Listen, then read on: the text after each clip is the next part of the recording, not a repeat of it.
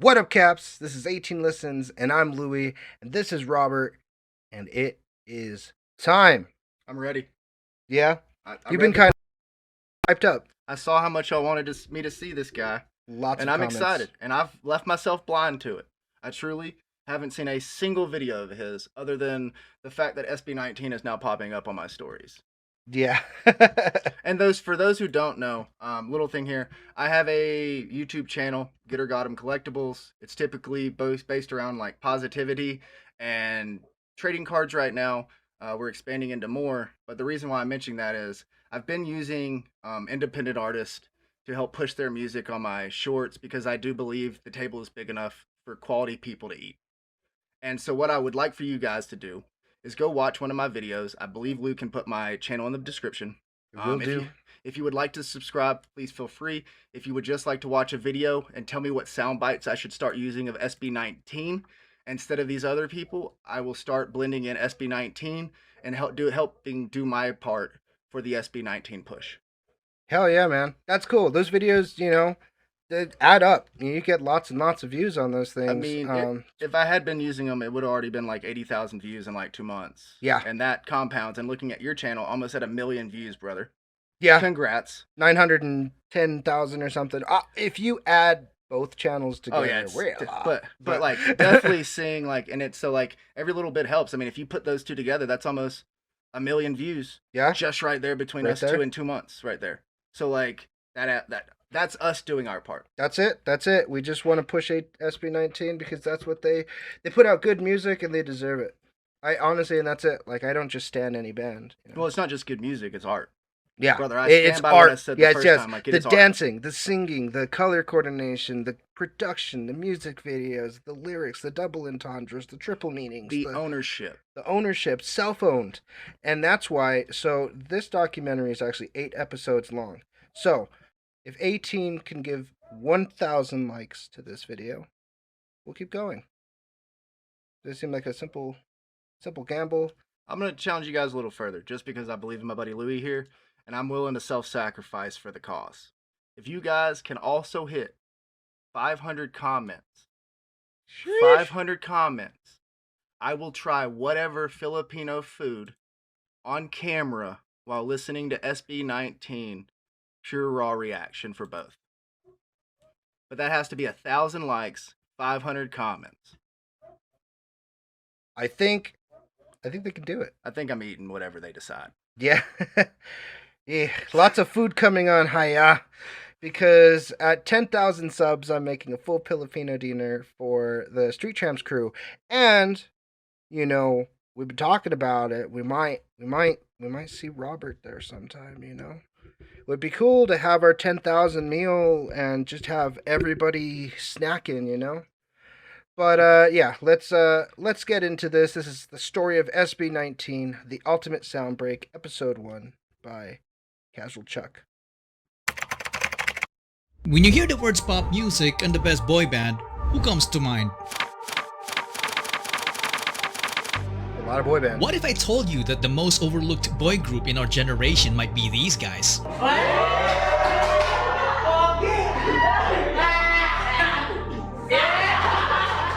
In the last 6 years, these guys turned a small Korean entertainment company into a company that produced the greatest. Okay, so just for context, he said last 6 years. This came out. This was a while ago. This wasn't 1 year ago. This is a redo. They came out in 2018, so this came out in 2024.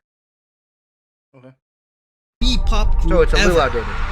Are you proud of SB19? And you don't accomplish that without making a few enemies. K-pop.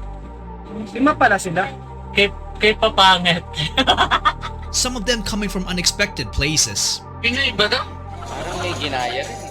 But behind the group are 5 driven men who were about to transform what was once a laughingstock genre in music into the fastest growing genre of the world. Ever since we had this goal, and not just for us, but for the entire industry. Feeling ko hindi pa natin nakukuha yung recognition na dapat para sa atin. Between disbanding before they even debuted, All hope is lost parang nung time na yun. Becoming industry outcasts and getting bashed by their own countrymen. Sana magkaroon tayo ng grupo na hindi naman mga kataasan ng tangos ng ilong. Para talagang original. Oo. The rise of SB19 may not be the greatest Filipino success story ever. Maganda kasi yung revenge kasi talaga yung success na ipapakita mo sa mga hindi naniniwala. Tama yan. But it certainly is the most inspiring one.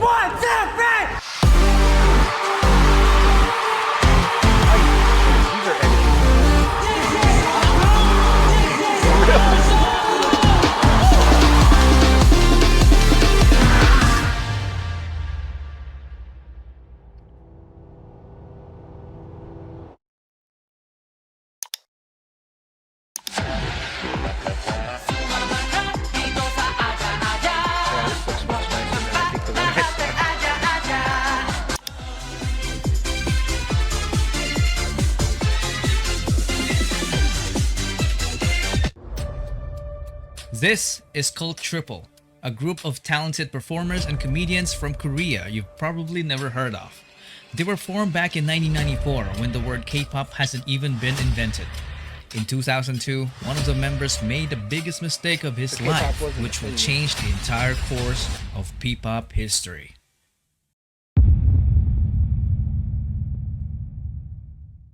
That member was Jong Song Han. It all started when he left the trio in 2002 to become an entrepreneur. Cult Triple became Cult 2. Most of their fans thought that Songhan's decision was a huge mistake because the remaining members started racking up different awards in the entertainment industry. If he only stuck around, he would have gotten those awards too. But this man's decision was final. He used all of his savings to build an event organizing company called ShowBT Entertainment. Today we know him as Tatang Robin. Fast forward to 2015. The fight of the century just happened. One Direction's Drag Me Down was all over the radio, and Big Bang was the biggest K-pop boy group, while P-pop has top one project. Chances are, you have never heard of them. But somewhere in Makati, Philippines, an audition was held. Tatang Robin was looking for young talents who would be part of the package of their service as an event organizers. Talents who can perform on their own but can also serve as backup dancers and singers to their main performers. One of the main attractions of the SATA audition was if you're good enough, you might just debut as a member of ShowBT's first ever P-pop group to undergo a Korean-style training. Filipinos don't get opportunities like that so often, so hundreds of talents applied, but only 30 made it as trainees. They were initially called the ShowBT Musical Gala Team, but then later dubbed as Nara, which in Korean means country and also happens to be the national tree of the Philippines. Wow, that works out. The thing about it not explained in this documentary or anything during it. K-pop is not necessarily a genre. The genre is pop. K-pop is an industry. It's like a pipeline. They go out, they find young people when they're young, and they raise them and train them to be big pop idols, and then they sell makeup, and then they sell movies, and they sell music. So it's a whole industry designed around sales and marketing. Anytime you can K-pop, P-pop, all that, it's an industry attached to it, not just a genre. Okay. If you're a fan who is deep into the P-pop scene, you would recognize some of the future P-pop stars, but one of the most notable ones is this guy. On the first day of training, one guy stood out because he was just alone standing awkwardly in the corner. Nung una, ang weird niya po, nagsasalita mag-isa. He was facing the wall and making hand gestures as if he was rapping in front of it. Nakatayo siya sa gilid, biglang gaganon. Sabi ko, ano ginagawa na? Nagre-ritual ba sa gilid? That guy was John Paulo Nase. Yep. He always wanted to be a performer. As a young dreamer, he joined several competitions as a soloist and also as a member of the K-pop dance cover group called PHP. In training, he was the guy who shows up early and leaves late despite juggling a full-time job as a data analyst to help provide for his family. He was selected due to his undeniable diligence and leadership qualities. He is known to have critically acclaimed songwriting ability, Some of my sources even said that he had already written dozens of songs at this time.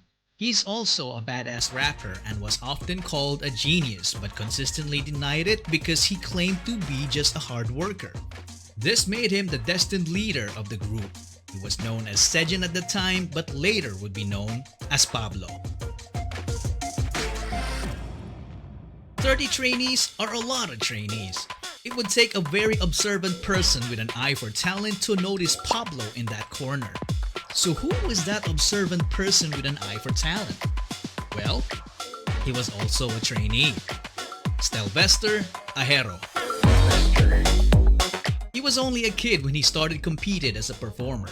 As a dancer, he racked up win after win on a national level with his school crew and became their official choreographer, teaching crewmates 2 to 3 years older than him.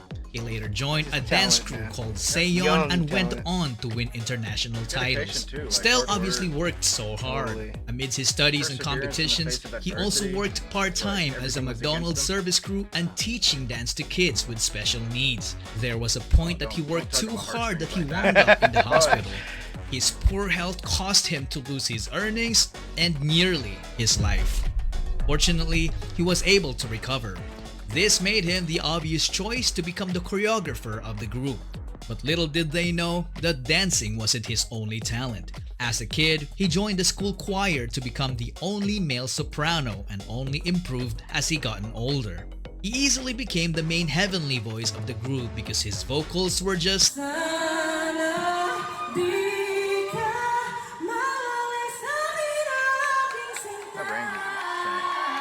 yeah, I was out of this thinking world. the power behind his voice is like. Unlike Pablo, so loud Stel and was very clear all the friendly time. to everyone. So hard In fact, to do. one of his And it doesn't closest crack. friends also Doesn't crack. auditioned and made it as He's a flawless. trainee. This friend is nothing to be trifled with because having the worst upbringing among the others made him the strongest when it comes down to pure guts and determination.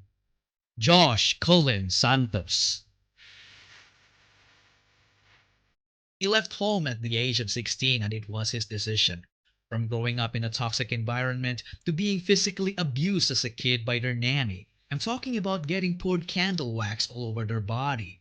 At an early age, he experienced what it felt like to be a member of a middle-class family that went rock bottom in just a matter of months. They get evicted from medium-sized apartments to increasingly smaller rooms. It came to a point when his family had nothing to eat with rice but ketchup and salt. They had no permanent address. Because of that, popular Josh in and his Asia. sister I didn't dropped out of realize how school popular multiple ketchup was times, over so there. they got bullied at school for being repeaters. Sometimes he would even get into fistfights for defending her. Josh had enough of this, so he decided to leave to become independent and started working as an internet cafe attendant. Using his own income, he took the alternative learning system to attain his high school degree. He initially had no background in performing. Not until he found Stel performing with his dance group called Seon. Josh became an instant fan, and when they connected, Stel became his mentor, which led to them becoming co-members, and they went on to win numerous K-pop dance cover competitions all over Asia. They even met BTS during one of their winning runs in Korea. So from champions to trainees. What else is in store for them?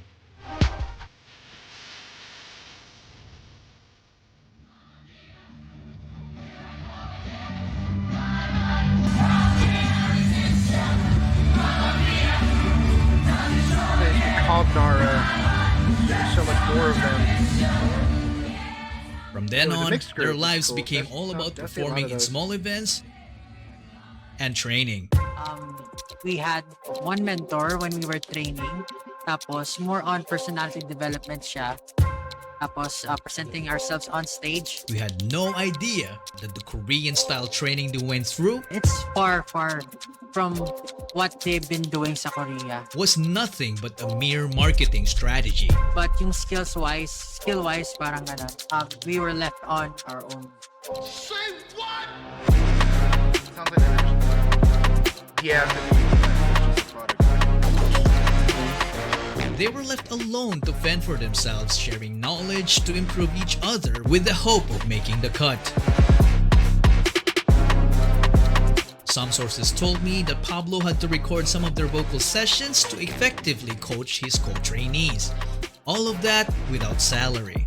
This went on for roughly a couple of years, and I don't know about you guys, but this for me sounded kind of brutal. It's not easy to keep doing the same thing over and over and over again without any form of guidance. They were also kept in the dark about their debut date. So frustration started brewing until it reached the point when it only took one trigger to call it quits. On one seemingly normal training day, all trainees were already in the studio, except for Josh. On the same morning, the train broke down. Nasira MRT during that time. Nasira yung MRT. Sinuspindi ang operasyon ng MRT dahil sa power outage. It wasn't really an accident, but this would still worry anyone, especially the trainees, because it's highly unusual for Josh to miss training. Later that morning, Josh arrived. His co-trainees felt relief because Josh turned out to be safe. You would think that their company would react the same way, right? Wrong. They decided to terminate his training. Late ako, tapos tinanggal ako. That was the trigger. Doon tinanggal po ako, nag-quit din yung mga grupo ko. Nag-quit din sila kasi parang naging trigger na point na kung tatanggalin mo si Josh. Umalis kami sa grupo. Ganun mo lang kadali itapon yung lahat ng efforts and passion tsaka dreams namin. ShowBT had two choices: to keep all trainees or to keep no trainees. The company chose the latter. Everyone left except for Stel. Parang si Stel lang yung naiwan po nun talaga sa Was he even getting paid during all this? Is what I wondered. Like, he just said they weren't. They weren't getting paid at all. Si Stel natira kasi doon during that time. Stel set aside all his frustration and remained focused on his goal, while Pablo was devastated. All hope is lost parang nung time na yun. In Josh's case, we can only imagine the pain he must have felt to have been booted out of his dreams. Days passed, everyone still feeling down about that incident. Then Pablo's phone receives a message. Brother, wali ka na, brother. It was Josh. Out of all the trainees, the guy that got sent packing was the same guy who actively convinced everyone to continue chasing their dreams.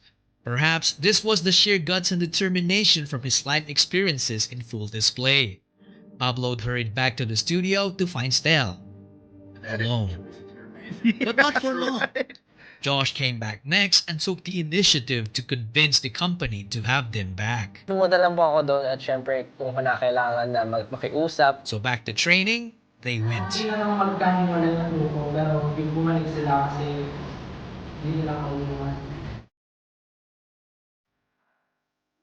There was only 3 of them for a while. Then a few other trainees started coming back.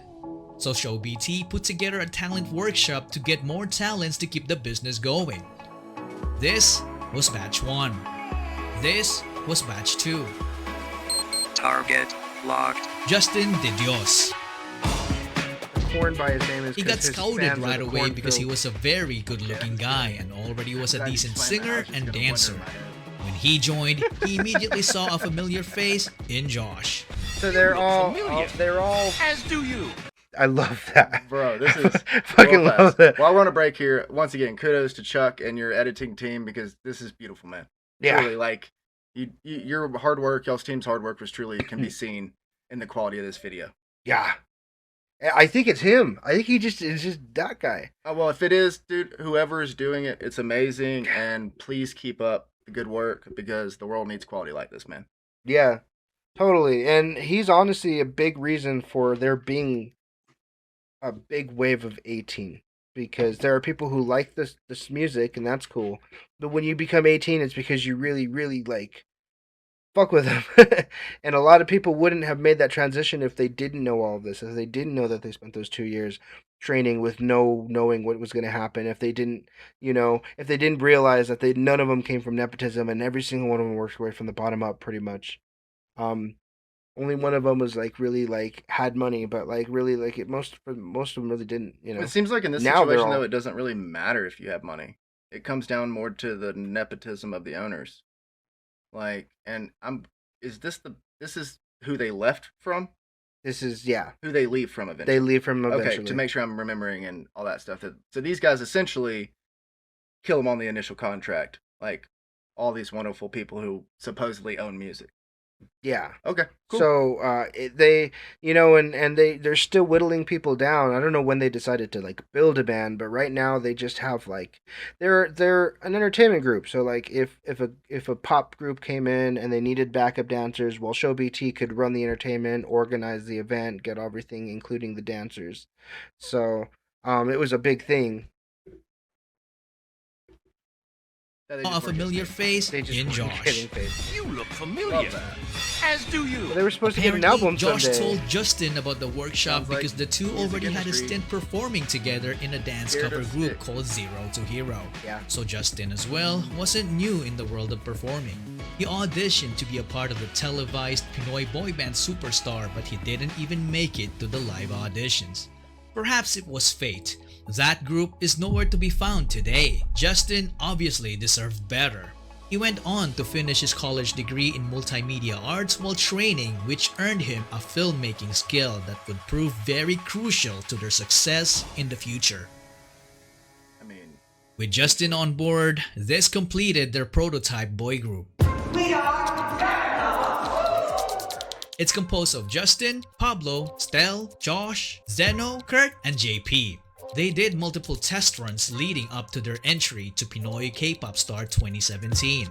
They performed B-Day by Icon in an epic fashion, but they didn't win. At this point, ShowBT seemed to have hit a roadblock. The group felt like something was missing. I don't exactly know what happened to Zeno, Kurt, and JP. They either quit or ShowBT felt the need to let go of them and get someone who could take this already great group of guys and push them to achieve the next level. The extraordinary level. This years in the making project of ShowBT needed to reach its peak. So they started the online auditions. When Josh heard about it, he was like, I know a guy.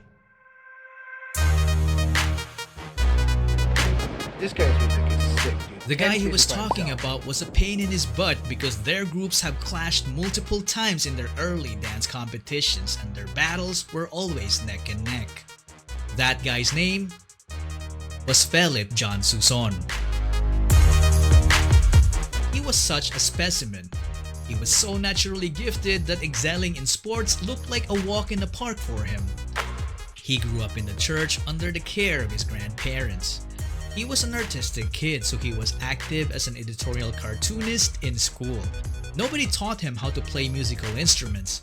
He taught himself by just listening to the music, so he ended up becoming a southpaw guitarist, but he later then fixed it as he learned more.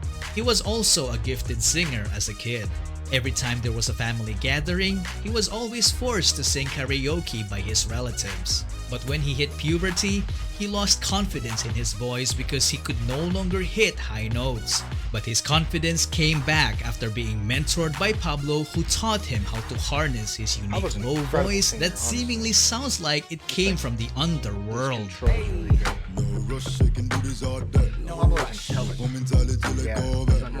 When it comes to dance, he didn't know he could do it until he was forced to in order to get good grades during their school intramurals. After discovering dance, he transformed from a guy who didn't know it to someone who can fly. Because of his raw talent, he ended up teaching dance to the entire school and continued on to join the dance group called Amigo 7, a would-be rival of Josh and Stel's crew, Say On.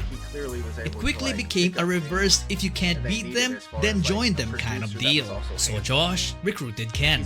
But there was a problem. He was hundreds of islands away and didn't have the money. What did Josh do? He shelled out for his plane ticket. With nothing else to lose, Philip went and left his previous life in the countryside. He then trained with the boys and officially debuted with them as Ken, the main dancer, the bass vocalist, and the lead rapper of the group. One thing to note is that they were an unlikely bunch, then joined them kind of deal. So Josh recruited Ken. But there was a problem. He was hundreds of islands away and didn't have the money. What did Josh do? He shelled out for his plane ticket.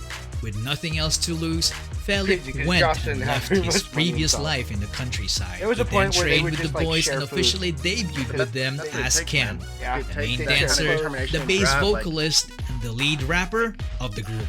One thing to note is that pushing. they were an unlikely bunch Yeah. because they wouldn't have met each other if Tatang Robin stayed with his already successful group in Korea. Justin didn't make it in his first audition, so he almost didn't try again until Josh told him to do so. And Ken wouldn't even have the opportunity to join if the ShowBT trainees didn't come back after that quitting incident. And that, ladies and gentlemen, is the butterfly effect.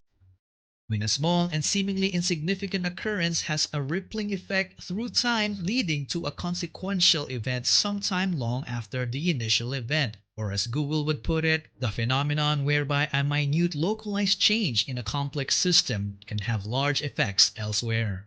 Tatang Robin's so-called mistake back in 2002 led to forming the future P-pop Kings. In 2018, SB19 was formed. The name of the group was carefully picked. The number 19 is the sum of Korea and the Philippines country code digits, 82 and 63. So 8 plus 2 plus 6 plus 3 is 19. If you subtract both numbers, you also get the same result. SB doesn't only mean ShowBT. It is also about their ultimate goal for Pinoy sound to break into the music industry, which is fearlessly represented by this phrase, This is so cool to watch happen. soundbreak. I got tears. I got tears. That's all they really want, just to break in. And they've been working so fucking hard, dude. And this album really can push them forward.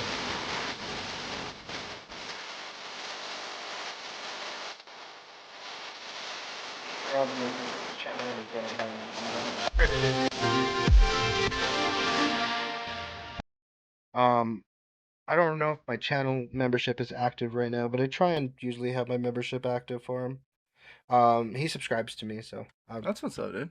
yeah. Yeah, we're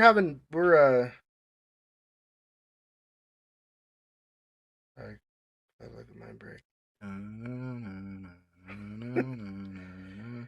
Okay, sorry, I had to wipe the tears, man, because I was like, to me, it's exciting. Like, this is exciting for me. Like, I get goosebumps, when we talk about breaking into the sound breaking into the music now, because I really feel like Visa and Emoji, and you haven't heard Everblack come in, and like I'm just excited for them. Like, I've gotten so bored with music lately, and it wasn't until we started reacting to SB19 that I started really really enjoying music again.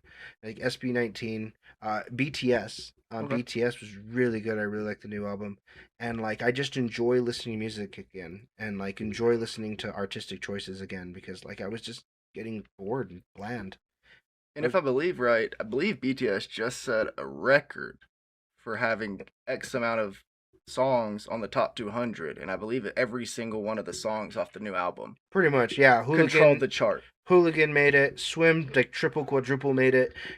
Like, Number 29 finally charted, which is just an amazing minute of a bell. They just an ancient symbolic bell. They ring it, and it's it won't be rung that many times anymore. So they saved it. They captured it. Yeah. So there's just coming out right when BTS coming out is hard for pretty much every single group.